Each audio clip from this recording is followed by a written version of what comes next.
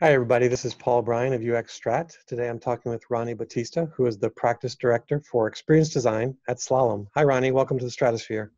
Paul, always great to see you. So I wanted to touch base with you today and just ask you a few questions about the state of strategic design. But before I do that, can you give us a little bit of your background, how you got into this role at Slalom? Sure, I've always been interested in the intersection of people and business. And actually, when I was doing my master's, which was in public administration and public policy, which had really nothing to do with this field, I really got a good sense of learning from actual people than I was from any books that I was reading. And from there, turned that into a career, mostly in consulting, a couple of years in some corporate. But I've been doing user experience for about 20 years now. Cool. Well, when we first met back in 2012, I believe it was, lean, agile, these were a couple of things that took over the world of design. And I felt at the time that they were not helping strategic design move forward. But I think the world has changed a lot since then. So I'm just wondering, what do you see as some of the core issues facing design leaders today? That's a great point. I mean, I think, from the early days of UX Strat, back in 2013 or so, we were kind of questioning kind of where do we fit in this? And, even early on, there was presentations around how do we get our seat at the table as the, leaders in design. I think the great news, the good news, actually, it is great news, is the fact that we actually have seats and real seats with teeth. And so making that case for us, I think, which was the first couple of years, was a really important thing. But I think we've got a new challenge now, which is a better challenge, but it's still a challenge. And that is, okay, you got a seat. Now, what do you do with it? And I think that as we've seen just, with current events and whatnot, is that the human element, still remains very strong and very important. And now that we have leadership positions, how do we use those in ways? How do we use, frankly, the power that we have by being afforded a seat there and having the industry have proven that we belong there? How do we take that to the next level? I think one of the interesting things I'm seeing is that having finally got these seats, I think we tried so hard to get there. Now that we're there, I don't necessarily see as much heft behind what we're doing with those roles that we could be. Okay, well, getting beyond the idea of the seat having teeth, which is kind of scary, what other roles do you typically see at the table with you as you're going to pitches or as you're going to presentations, et cetera? Who else is there at the table?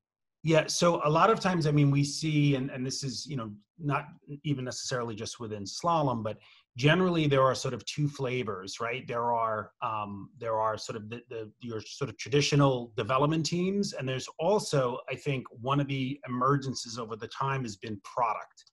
So we've got this idea where it's not that it was a new word. Products are all, products have been around for a very long time, but the fact of the idea of this product owner, this product, developer, this product manager, as given a little bit more weight in terms of, who's the one that's responsible for this product experience. And so I think that's really promising.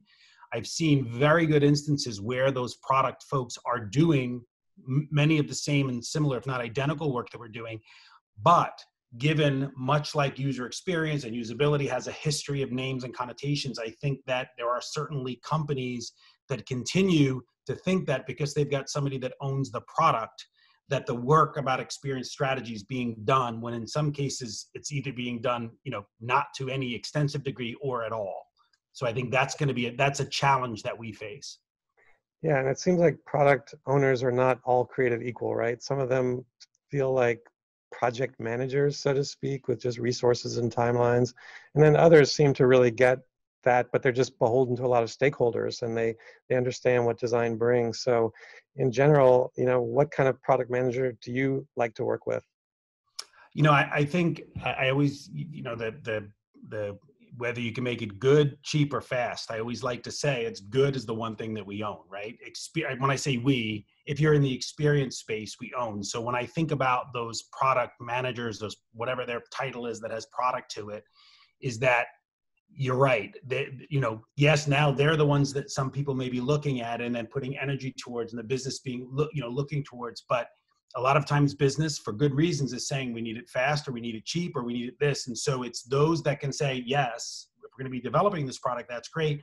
But we need to make sure that we're still giving the equal share to understanding, to doing that work up front to get that. So it really, it does sometimes come even down to the individual, because within a company, you can have two different product owners, but I look towards those that have our, for our DNA, where they're saying, have we tried this out? We just made a pivot here. Did we make this pivot based on customer evidence? Did we actually talk to users? Or is this because somebody in the, in this business unit said, I want to do it this way?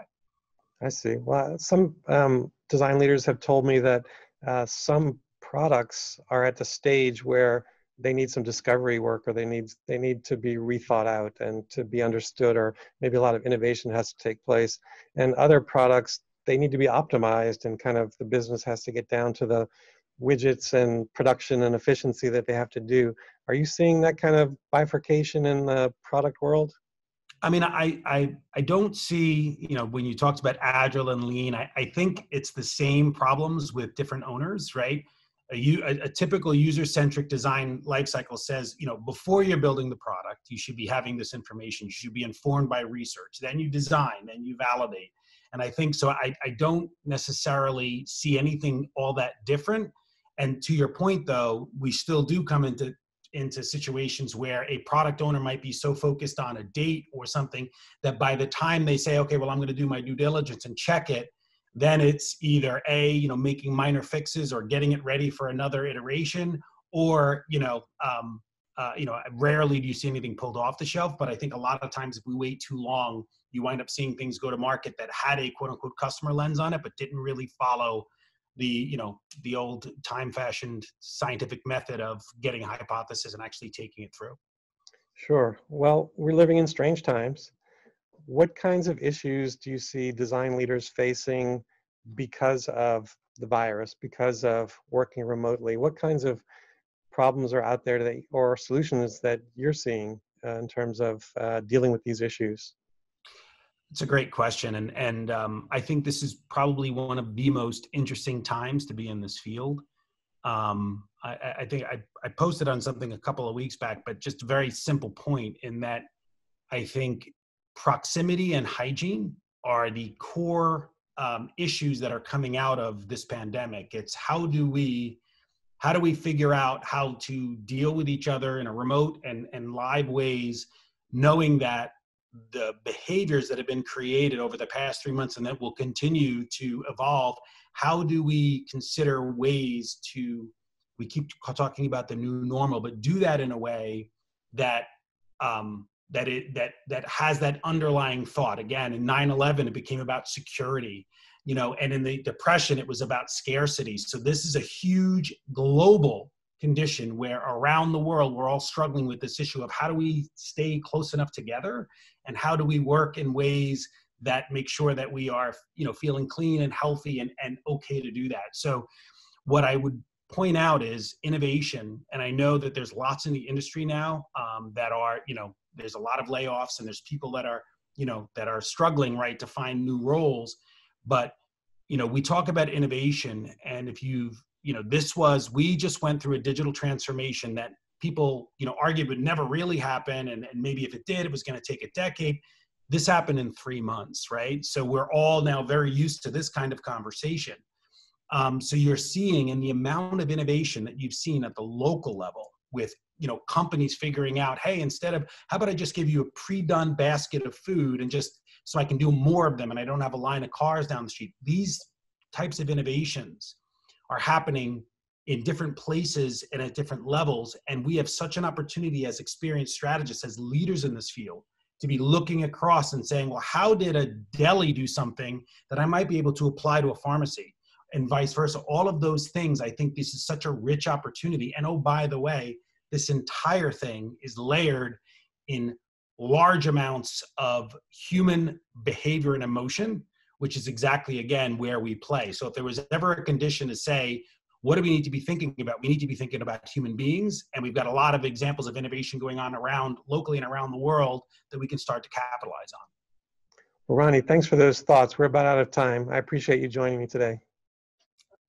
Thank you very much. Hope to see you in person very soon.